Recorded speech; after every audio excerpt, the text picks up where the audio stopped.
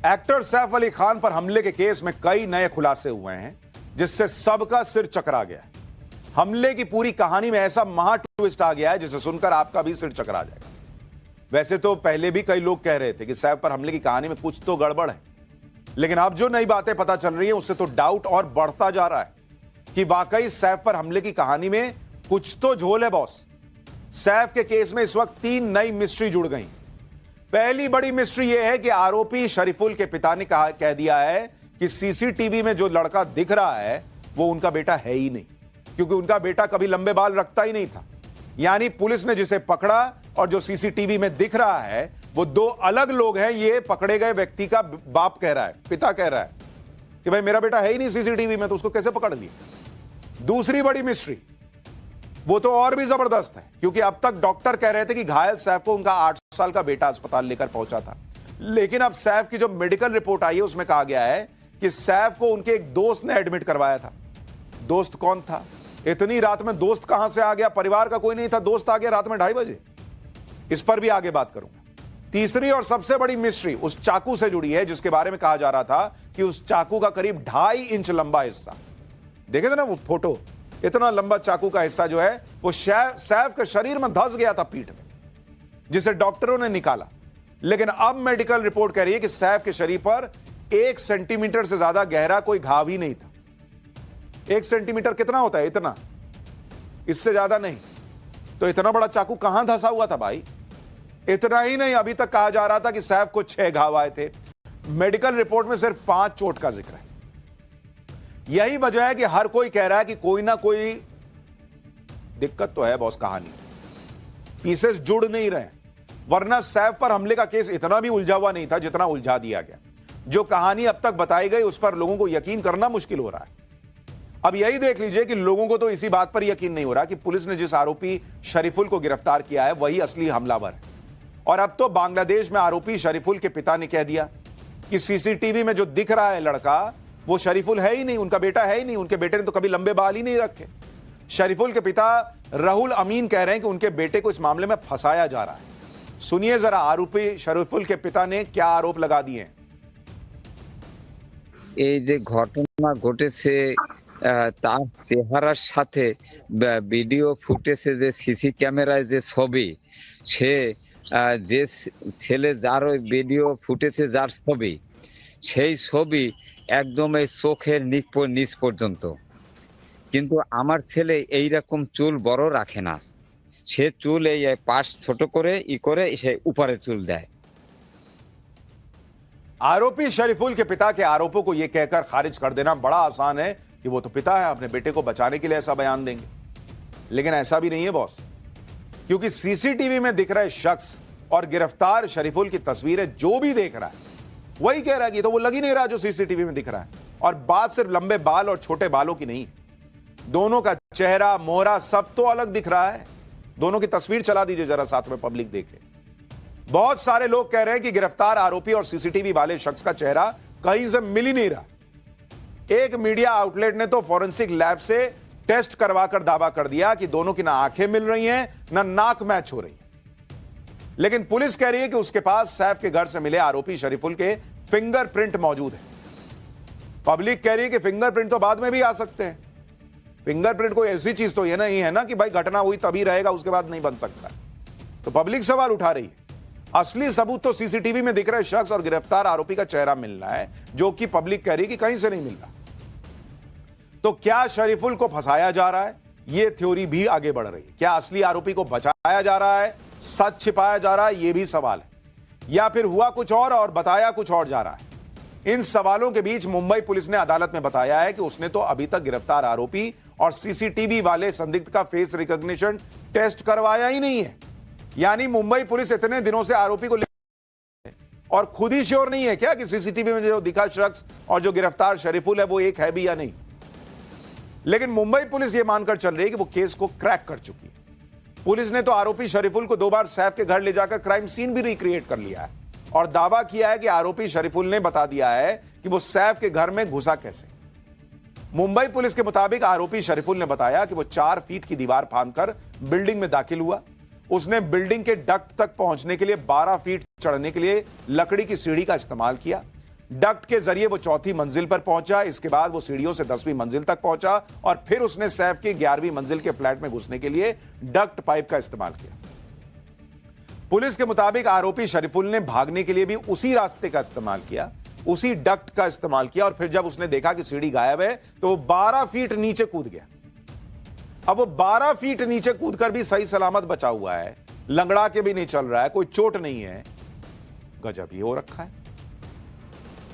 दूसरी बड़ी बात कि वो सीढ़ी कहां से आई, सीढ़ी लेके आया क्या, लेकर आया तो उसको कैसे पता था कि इतनी लंबी सीढ़ी लाऊंगा तो डक्ट में घुस जाऊंगा। आप बताइए, आप किसी के घर नहीं गए, आपको कैसे पता चलेगा कि फलाना डक्ट किस कमरे में खुलता है, उसमें घुसना है तो कितनी लंबी सीढ़ी चाहिए। जो आदमी पहली बार गया वो खुद ही ना बोला कि मैं उस दिन गया था वहां चोरी करने के लिए, तो पहली बार गया, उसको सब पता था कि इतने फ्लोर पे जाना है, ऐसे सीढ़ी लगानी है, ऐसे डक्ट में घुस जाना है, वो डक्ट जो है वो जाके फलाने के कमरे में निकलेगा, सब पता था उसको। कैसे? गिरफ्तार आरोपी को लेकर तो कंफ्यूजन पहले से फैला हुआ है। आज सैफ अली खान की मेडिकल रिपोर्ट ने इस केस में नई मिस्ट्री जोड़ दी। मेडिकल रिपोर्ट में जो लिखा है उसे जानेंगे तो कहेंगे कि पुलिस और डॉक्टर तो कुछ और ही कह रहे थे, निकल के कुछ और ही आ रहा है। अभी तक डॉक्टर से लेकर पुलिस तक बता रहे थे कि सैफ को 6 जगह घाव। सैफ के शरीर से चाकू का 2.5 इंच का टुकड़ा निकला है। सैफ बहुत सीरियस हालत में लाए गए थे, उनकी 6 घंटे सर्जरी करनी पड़ी। लेकिन फिर 5 दिन बाद जब सैफ अस्पताल से डिस्चार्ज हुए तो लग ही नहीं रहा था कि उनकी जान बाल बाल बची। इसको लेकर सवाल भी उठे, रीढ़ में गहरा घाव, चाकू घुस गया, इतनी जल्दी रिकवरी कैसे हो गई। डॉक्टर बोले थे ना बॉस कि एकदम इतना क्लोज था रीढ़ की हड्डी के कि कहीं पैरालिसिस अटैक ना हो जाता। सैफ की बॉडी लैंग्वेज ऐसी थी मानो शूटिंग करके लौट रहे। हालांकि डॉक्टर्स का कहना है कि कई बार मरीज जल्दी रिकवर हो जाता है, लेकिन अब जब सैफ की मेडिकल रिपोर्ट सामने आई तो कई और सवाल खड़े हो गए। 17 जनवरी को डॉक्टर्स ने जो बयान दिया था और जो मेडिकल रिपोर्ट है, दोनों में कई चीजें मेल नहीं खा रही। पहली बात तो यह है कि डॉक्टर कह रहे थे कि 6 जख्म है, मेडिकल रिपोर्ट कह रही है 5 है। इतना ही नहीं, डॉक्टर्स ने कहा था कि सैफ की पीठ में गंभीर चोट लगी थी। अब मेडिकल रिपोर्ट कह रही है कि पीठ पर सिर्फ 0.5 सेंटीमीटर का कट था। 0.5 सेंटीमीटर कितना हुआ? इतना सा बॉस, इतने से इतना सा कट था पीछे, इतना बड़ा चाकू उसमें फंसा हुआ था। इतना सा कट रहेगा उसमें, इतना बड़ा चाकू फंसा रहेगा जिसको डॉक्टर निकाल रहे हैं। इतना सा कट रहेगा ना बॉस, तो चाकू को पकड़ के ले जाना पड़ेगा कि कहीं गिर ना जा रास्ते में। पहले कहा गया कि गले के नीचे स्पाइनल कॉर्ड के नजदीक बेहद गंभीर घाव है। अब मेडिकल रिपोर्ट कह रही है कि पीठ के घाव की गंभीरता मामूली है। डॉक्टर ने कहा था कि सैफ की पीठ में 2 से 2.5 इंच का चाकू घुसा था। सैफ की पूरी बॉडी में 1 सेंटीमीटर से गहरा कोई जख्मी नहीं है, तो इतना बड़ा चाकू घुसा कैसे? बॉस ऐसा कैसे हो रहा है भाई कि हर चीज पे सवाल खड़ा हो जा रहा है। डॉक्टर को आप सुने थे, बाप रे, बता रहे थे कि सैफ इतना हीरो है कि ऐसे घुसे कि खून है खून और ये और वो, ऐसा लग रहा था कि हीरो है, इतनी हिम्मत दिखाई। अब खुद रिपोर्ट में लिखा है कि 0.5 सेंटीमीटर का कट था पीछे। अब लोग तो ये भी पूछ रहे हैं कि जब सैफ को इतनी गंभीर चोटें आई ही नहीं थी तो उनका 6 घंटे का ऑपरेशन किस बात का हुआ? आपको लीलावती अस्पताल के डॉक्टर के बयान सुनवाता हूं जो उन्होंने 17 जनवरी को दिया था। फिर आपको सैफ के मेडिकल रिपोर्ट में हुए एक और खुलासे के बारे में बताऊंगा जिसने इस मिस्ट्री को और ज्यादा बढ़ा दिया। बहुत फॉर्चुनेट है, 2 मिलीमीटर से बच गया। जहां तक नाइफ पहुंचा है उससे 2 मिलीमीटर और जाने से स्पाइनल कॉर्ड में इंजरी हो सकता था, which is very very fortunate. It's a very deep wound, but वो जस्ट स्पाइन कॉर्ड से थोड़ा बच गया, तो उनकी एक अच्छी वो है। डॉक्टर्स ने जो बताया वो डरा देने वाला था। रीढ़ की हड्डी में चाकू फंसा हुआ था, रीढ़ की हड्डी से फ्लूइड लीक हो रहा था, यह डॉक्टरों ने बताया था। लेकिन मेडिकल रिपोर्ट कुछ और ही कहानी बता रही।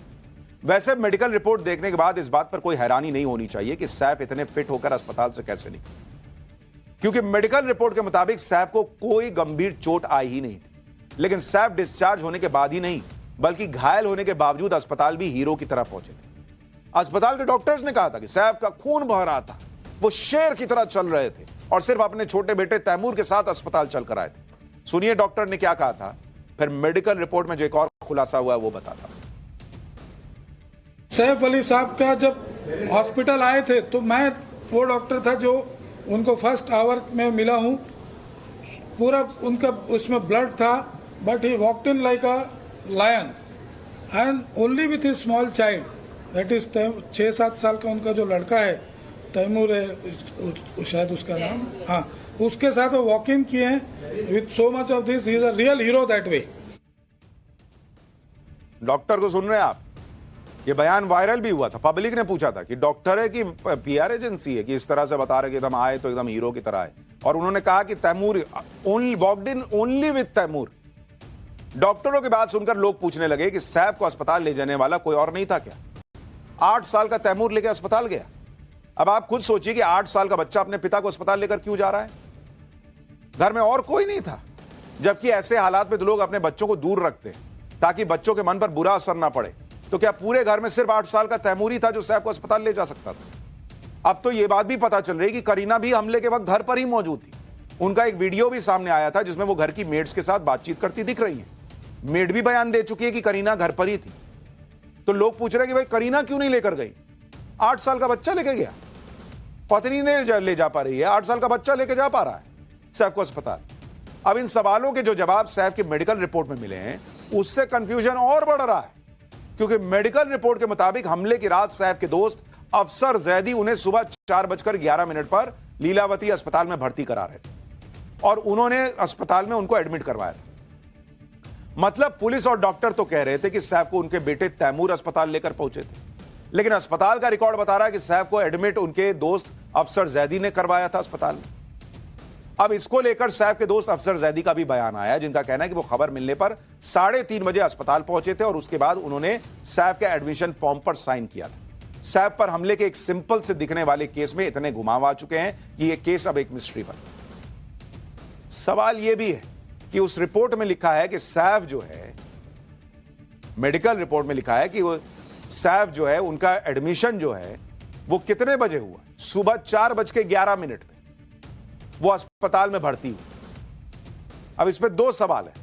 भाई, बांद्रा में अपने घर पर चाकू से हमला होने के 1 घंटे 41 मिनट के बाद पुलिस के मुताबिक सैफ पर हमला रात 2:30 बजे हुआ था. अस्पताल में एडमिट हो रहे हैं 4:11 पे, जबकि सैफ अली खान का घर लीलावती अस्पताल से 10 से 15 मिनट की दूरी पर है. तो 2:30 बजे हमला हुआ, 4:11 पे एडमिशन हुआ, तो ये 1.5 घंटे 2 घंटे कहां लग गए भाई? जो आदमी इतना घायल था कि भाई एकदम खूने खून था. यह सवाल खड़ा हो रहा है. यह भी सवाल खड़ा हो रहा है कि भाई उसमें तो लिखा है कि दोस्त लेकर आया था, तो 3:30 बजे दोस्त कह रहा है कि मैं वहां पर पहुंचा, मैंने एडमिशन फॉर्म भरा. तो एडमिशन 4:11 पर कैसे हुआ? और सोचिए क्या हालत रही होगी कि सैफ वहां पहुंच गए, कोई एडमिशन फॉर्म भरने वाला नहीं है, एक दोस्त जाके भर रहा है, वो भी तब जब कहा जा रहा है कि करीना घर में ही थी. इस केस में कुछ सामान्य दिख ही नहीं रहा है बॉस. अस्पताल जो है, जो कह रहा है कि हीरो की तरह सैफ अली खान आए थे, अस्पताल उस दिन का सीसीटीवी फुटेज क्यों नहीं जारी करता है? दिखाए कि सैफ अली खान कैसे आए थे. इस केस की मिस्ट्री को सुलझाने का काम मुंबई पुलिस का था, लेकिन जिस तरह से इन्वेस्टिगेशन आगे बढ़ रही है, रोज नए सबूत सामने आ रहे हैं, बयानों को लेकर कंफ्यूजन बना हुआ है. उसके बाद तो यह केस सुलझने के बजाय और उलझता जा रहा है. आज आरोपी मोहम्मद शरीफुल इस्लाम शहजाद को कोर्ट में पेश किया गया, जहां से कोर्ट ने शरीफुल को 29 जनवरी तक पुलिस रिमांड में भेज दिया.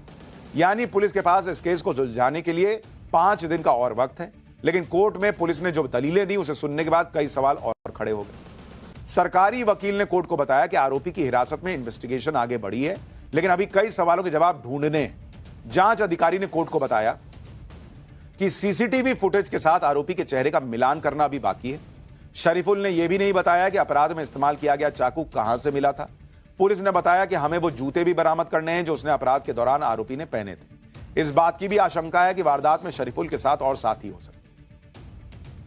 पब्लिक तो यह भी पूछ रही है भाई, ये भाई इतना प्लान बना के गया कि सैफ के घर में मैं जो है वो चोरी करूंगा, और सब्जी काटने वाली छुरी लेके गया, सब्जी काटने वाली.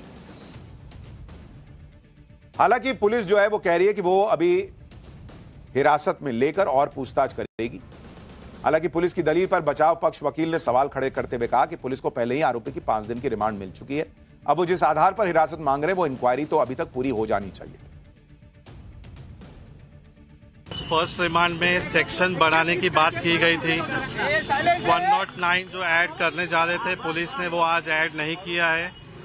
बाकी उन्होंने जो इन्वेस्टिगेशन का जो प्रोग्रेस बताया, जो मेरे ख्याल से जो लास्ट टाइम जो रीजन लिए वही सेम रीजन आज ही लिए गए हैं। ऑलरेडी उन्होंने जो वेपन है वो रिकवर कर लिया गया है और उनके जो क्लोथ्स है वो भी रिकवर कर लिए गए, और जो फॉरेंसिक को जो भेजना चाहिए था उनको, उन्होंने वो सारी चीजें सेंड कर दी है। जिस तरह सैफ पर हमला हुआ उससे ऐसे केस को सुलझाना तो पुलिस के बाएं हाथ का खेल होना चाहिए, लेकिन सैफ एक सेलिब्रिटी हैं, उन पर हमला हो जाना, वो भी घर में घुसकर, ये कोई छोटी बात नहीं। लेकिन मुंबई पुलिस ने इस केस को जिस तरह से हैंडल किया है उस पर लगातार सवाल उठ रहे हैं। लोग कह रहे हैं कि सैफ पर हमले के केस को पुलिस ने ऐसी मिस्ट्री बना दिया जिस पर फिल्म बनाई जा सकती है।